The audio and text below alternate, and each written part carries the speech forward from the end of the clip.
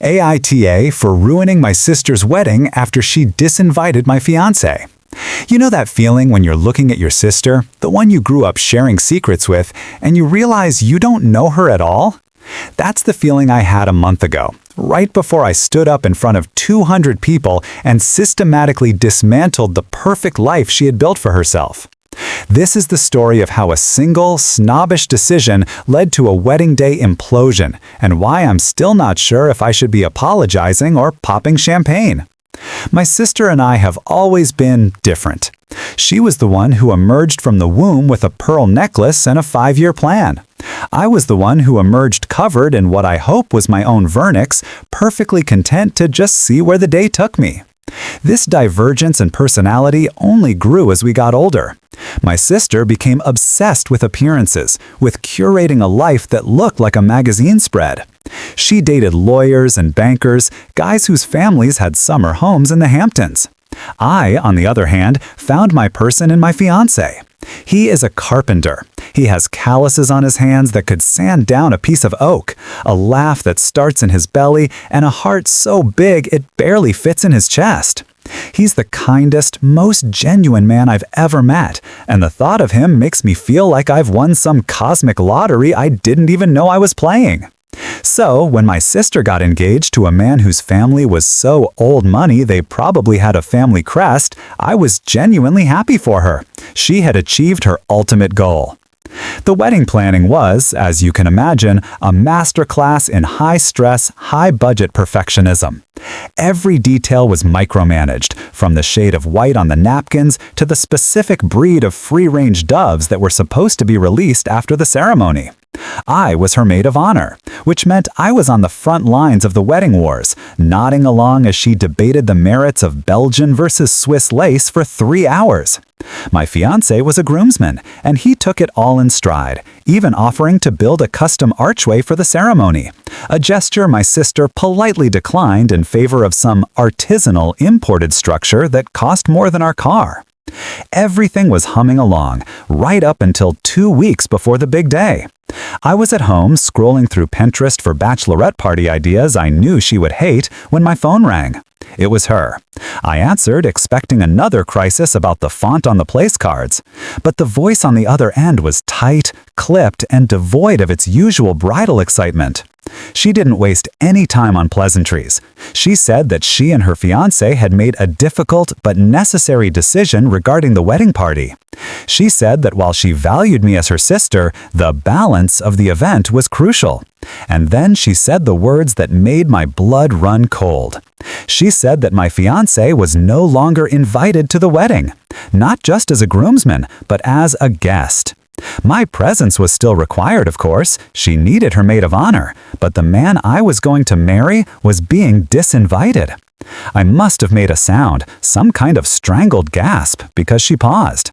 I asked her why. I asked her what on earth could possibly justify something so cruel, so public.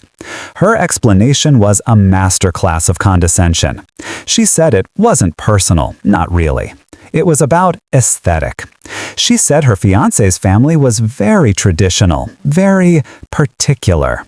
She said having a blue-collar worker in the wedding party standing next to the investment bankers and the surgeons would be a distraction. It would look tacky.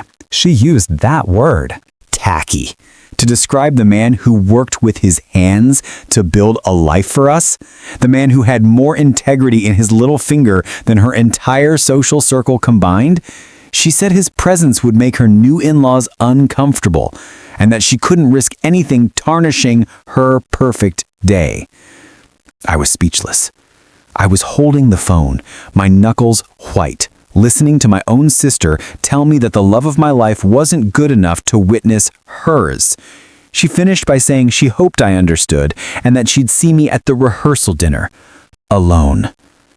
The line went dead, and I was left standing in my living room, the silence roaring in my ears, a single horrifying thought crystallizing in my mind. This was war. The first thing I did was call my fiancé. I had to. I couldn't let him hear this from anyone else, and I couldn't bear the thought of him showing up to the church only to be turned away at the door. I tried to keep my voice steady, but it was shaking with a rage so pure it felt like a physical force. I explained the conversation, the clinical, heartless way my sister had dissected his worth and found it wanting. There was a long silence on the other end of the line. I braced myself for him to be angry, or hurt, or even embarrassed. Instead, he just let out a long, slow sigh. He told me he wasn't surprised. He said he'd seen the way my sister's friends looked at him at the engagement party, the way they'd ask what he did, and then immediately pivot the conversation when he said he built things. He said it stung, sure, but the only thing that truly mattered to him was how it made me feel. He told me that if I didn't want to go, we wouldn't go. We could just get in the car and go to the coast for the weekend. Forget the whole thing ever happened. That's the moment I knew I couldn't just let it go. It wasn't about my fiancé's pride. It was about my sister's profound, disgusting hypocrisy. This wasn't just about a wedding invitation anymore. It was a declaration. She was drawing a line in the sand, and on her side of that line were people of quality, and on my side was the man I loved, deemed unworthy. I told my fiancé I had to handle this. I had to try, one last time, to make her see reason. My parents called a family meeting for the next day. We gathered in their pristine beige living room, the air thick with unspoken tension. My mom started, her voice laced with that placating tone she uses when she's trying to smooth over a disaster.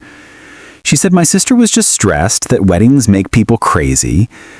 My dad, ever the pragmatist, said it was just for one day, and that I should think about the bigger picture, about keeping the family united. I looked at them both, truly seeing them for the first time. They weren't interested in justice. They were interested in peace.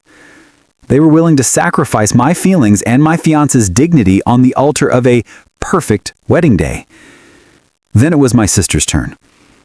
She sat there, perfectly composed, and laid out her case as if she were a lawyer presenting evidence.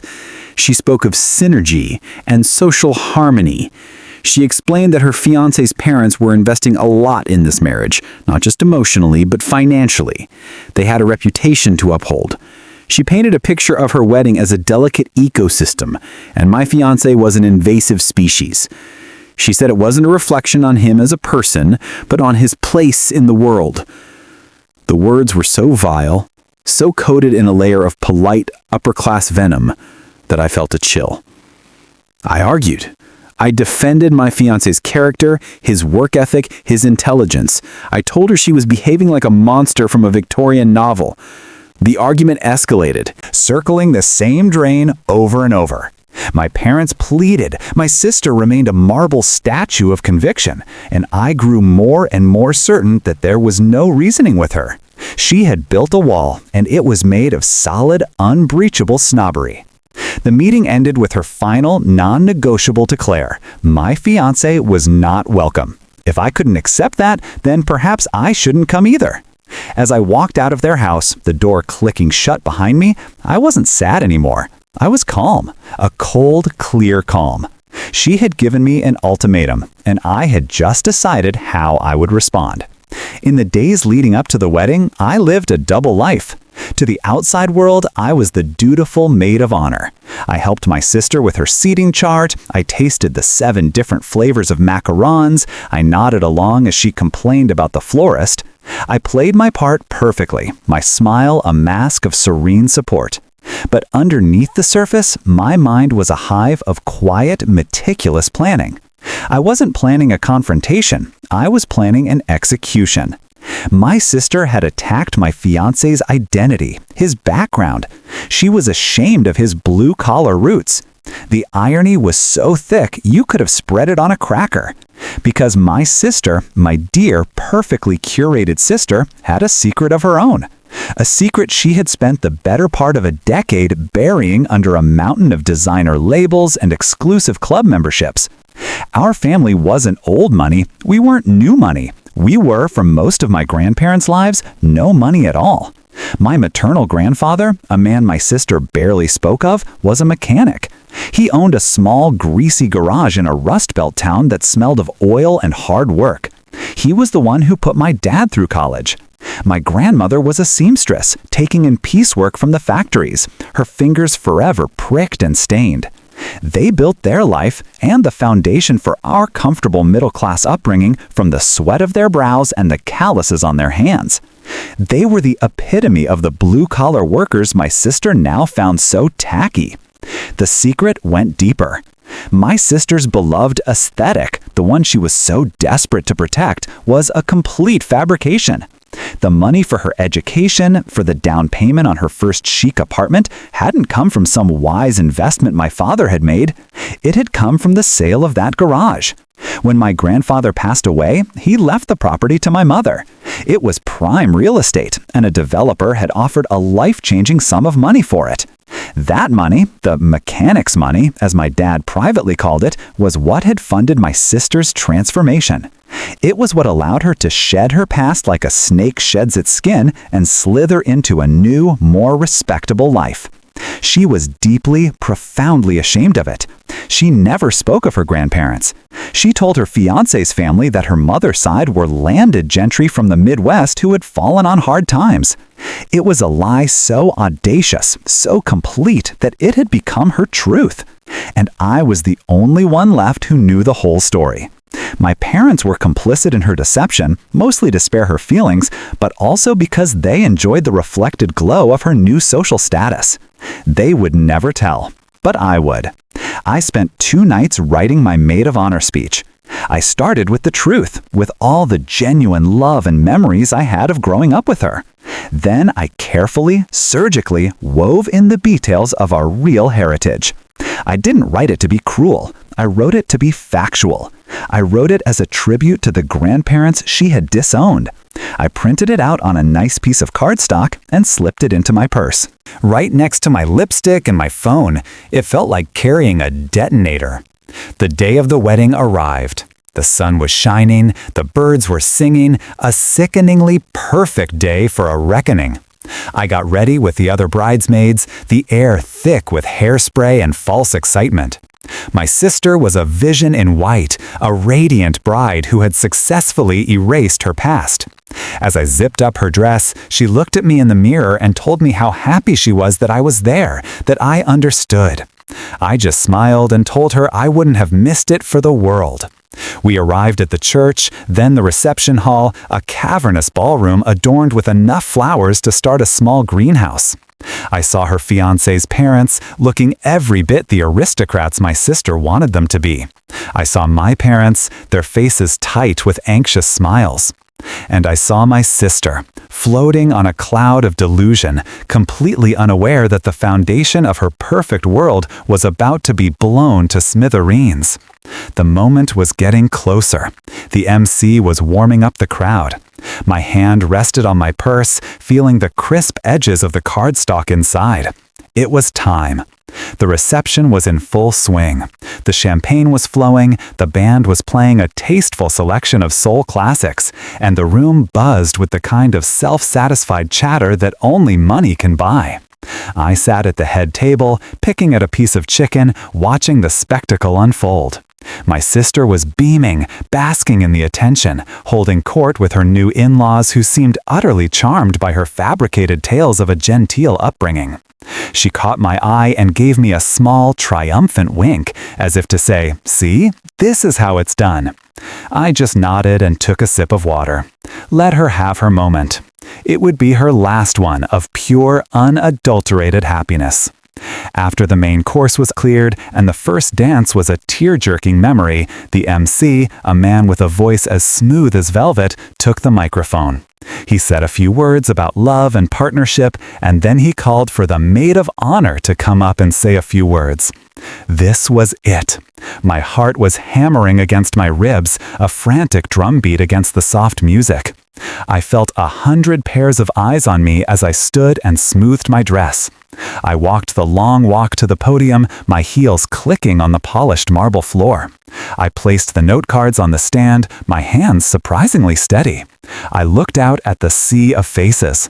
My sister was looking at me with an expectant, proud smile. My parents were wearing their anxious masks. Her fiancé's parents were watching with polite interest. And my fiancé, who had decided to come to the reception as my guest after all, a decision I had only confirmed an hour before, was sitting at a table in the back, his face a mixture of love and unwavering support. He was my anchor. I took a deep breath and began. I started exactly as I had written it. I talked about growing up with my sister, our shared secrets, our silly fights. I told a funny story about her trying to cut her own bangs and ending up looking like a startled hedgehog. The room laughed warmly. I spoke of her intelligence, her drive, her passion for creating beauty in the world. I saw my sister's eyes glisten with tears. I was painting a beautiful picture, the picture everyone expected. Then I turned the page. "You know," I said, my voice dropping to a more intimate, conversational tone, "my sister has always had an incredible appreciation for things that are built to last, for quality and craftsmanship and a certain kind of authenticity." I let the words hang in the air for a moment. I think she gets that from our grandfather, her mother's father. He was a man who understood that the best things in life aren't just handed to you, they're built with your own two hands. I could see the shift in the atmosphere. The smiles on my parents' faces froze. My sister's expression flickered with confusion. I continued, my gaze sweeping over the groom's parents. He was a mechanic. He owned a garage. It wasn't glamorous. It was loud, and it was dirty, and it smelled of gasoline and grit, but it was his, and he was so proud of it. He built that business from nothing, and it was that hard-earned success, that blue-collar grit, that eventually allowed him to send his daughter, our mother, to college. It's the same legacy that allowed my sister to have the opportunities she's had. It's a legacy of hard work. I paused, looking directly at my sister now. Her face had gone a sickly pale white. She was shaking her head almost imperceptibly, a tiny, desperate gesture. And our grandmother, I went on, my voice gaining strength, the injustice of it all fueling me, she was a seamstress. Her fingers were always sore, but she could create magic with a needle and thread. She taught us that beauty isn't just about what you buy, but about what you create. It's about the details, the care, the love you put into something. So when I look at my sister today and I see this incredible, beautiful life she has built for herself, I don't just see the elegant woman in front of me. I see her grandparents. I see the grease under their fingernails and the pride in their hearts. I see the true foundation of this family. So let's all raise a glass. Let's toast to a love that is as strong and as real and as authentic as the people who came before us. To my sister and her new husband, and to the beautiful, unvarnished truth. I lifted my glass, a final defiant gesture. The room was utterly, completely silent. You could have heard a pin drop. Then, a chair scraped harshly against the floor. Her new father-in-law, a man with a face like carved stone, was on his feet. The silence that followed my toast was the most profound sound I had ever heard. It wasn't an empty silence. It was a heavy, weighted silence, packed with 1,000 unspoken questions and a rapidly dawning horror. All eyes shifted from me to the man now standing at his table. The groom's father was a formidable figure. He had the kind of presence that usually commanded a room, but right now he just looked bewildered. His gaze was locked on my father, who had shrunk into his seat, his face the color of ash. The groom's father didn't shout. His voice, when it came, was low and dangerously quiet, but it carried across the cavernous ballroom with terrifying clarity. He asked my father if what I said was true.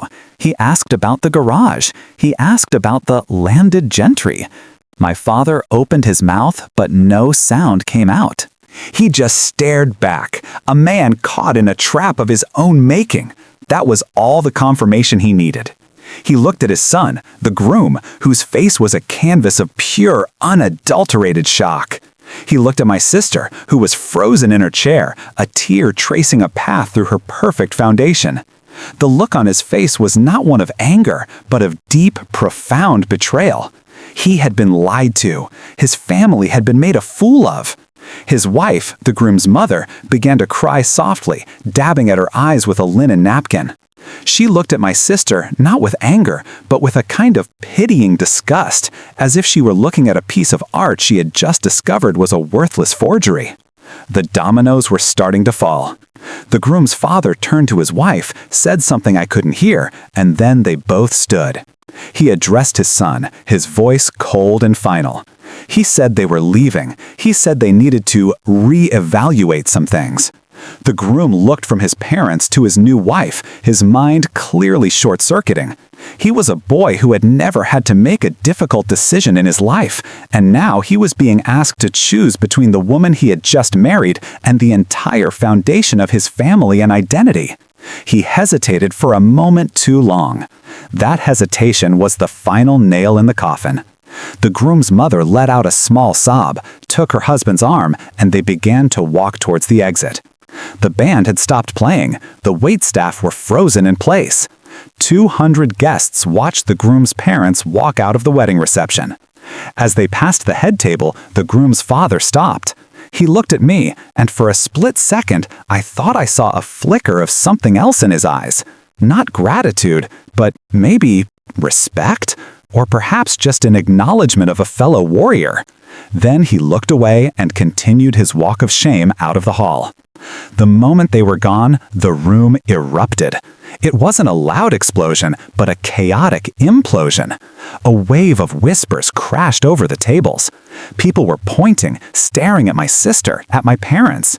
The groom finally snapped out of his stupor and knelt by my sister's chair, his face a mess of confusion and panic.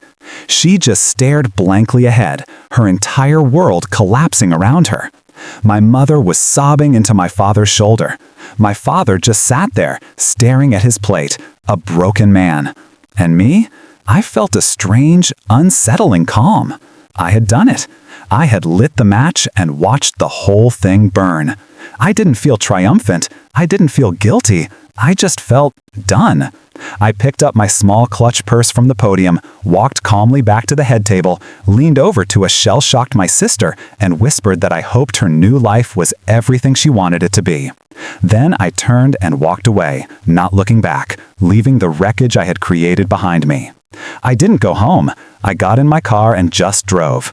The city lights blurred into streaks of gold and white as I navigated the freeways with no destination in mind. My phone, which I had silenced during the reception, began to vibrate in the console. At first, it was a steady buzz, a notification here and there. Then it became a frantic, non-stop hum, a digital scream for attention. I knew it was waiting for me. I knew I had opened a Pandora's box, and all the evils of the world were now flying out, aimed directly at my phone number. I finally pulled into a deserted parking lot overlooking the city, the engine ticking as it cooled. I took a deep breath and unlocked my phone. The screen lit up with a tidal wave of missed calls and unread messages. There were dozens from my mother, the previews showing a string of frantic, tearful texts. "How could you? You've destroyed us. Call me, please. We can fix this." There were a few from my father, his messages shorter, colder. "What have you done? Don't come home." And then there were the messages from my sister. They were in a class of their own. They were a pure, unfiltered stream of venom. Each one was more hateful than the last. She called me a jealous, bitter monster. She accused me of spending my entire life being jealous of her and finally finding a way to ruin the one thing that mattered. She vowed to sue me, to disown me, to make sure I never saw my parents or any other member of our family ever again. She ended with a simple, chilling sentence. "I hate you. I hope you die alone." I read through them all, a strange numbness protecting me from the worst of the barbs. The calls from unknown numbers started next. I let one go to voicemail. It was one of my aunts, my dad's sister, her voice trembling with a mixture of shock and glee as she recounted the drama she had heard about from a cousin who was at the wedding. The family gossip mill was working overtime. The secret was out. The story of the mechanic's garage and the seamstress's fingers was no longer a closely guarded family shame. It was the hottest piece of news in our entire social circle. Finally, a name I wanted to see appeared on my screen. My fiancé. My heart clenched. I had been so focused on my own anger, on my own plan, that I hadn't fully processed how this would affect him. I braced myself as I answered his call. His voice was gentle, concerned. He asked where I was, if I was okay. I told him I was fine, just processing.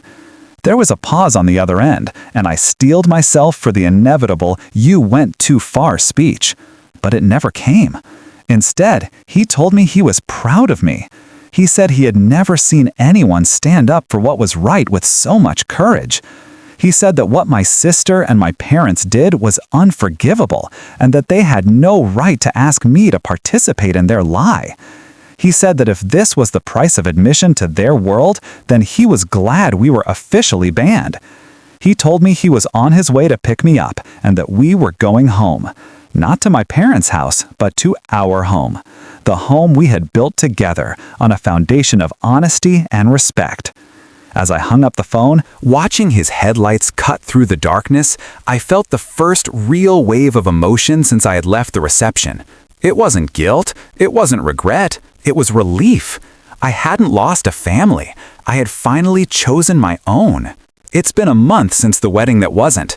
The dust has settled, leaving behind a landscape that is both unrecognizable and, in a strange way, clearer than ever before. My relationship with my parents is complicated. My father has barely spoken to me. His silence is a heavy, judgmental thing, a testament to the fact that I chose loyalty to my fiancé over loyalty to my family's carefully constructed facade. My mother calls intermittently, her voice a weary cycle of pleading and scolding. She wants me to apologize to my sister, to be the bigger person and fix the unfixable. I've tried to explain that there's nothing to fix, that the foundation was rotten to begin with, but she doesn't want to hear it. She just wants her picture-perfect life back, and she can't understand why I was the one who had to smash the picture frame. As for my sister, the silence from her is absolute. The last I heard, through the very active family grapevine, is that she and her new husband are living separately while his family decides how to proceed. The marriage, it seems, is on life support. The groom's family, having been publicly humiliated, are not in a forgiving mood. They are, I imagine, conducting their own kind of ruthless investigation into every other aspect of my sister's life, pulling on every loose thread until her entire story unravels. She has lost her husband, her in-laws, and her social standing, all in one fell swoop. She has become the very thing she was terrified of being, a source of gossip, a subject of pity, a cautionary tale. And in her mind, I am the villain of her story. Sometimes, late at night, I wonder if I am. I replay the scene in my head. The toast, the silence, the look on her face. Was it cruel? Yes, it was. It was designed to be. It was a scalpel, expertly wielded to cut out a cancerous lie. But in the process, I also cut the patient. I destroyed my sister's dream, not because I was jealous, but because her dream was built on a pedestal of disrespect for the very people who made it possible. She wanted to erase her past, and she was willing to hurt the people she claimed to love to do it. She drew a line in the sand, and when she tried to exile the man I loved to the other side of it, I showed her, and everyone else, exactly what that line was made of. My life now is quieter. It's just me and my fiancé in our small house that he is slowly renovating with his own two hands. It's a house filled with sawdust and the smell of coffee, with laughter and honesty. It's a house built on a foundation of blue-collar grit, and it is more solid and more real than any mansion my sister could have ever dreamed of. She wanted a life without calluses, without struggle, without the tacky reality of hard work. I have a life that is defined by those very things, and I have never been happier. So, I turn it over to you. You've heard the whole story, from the snobbish phone call to the silent, shattered reception.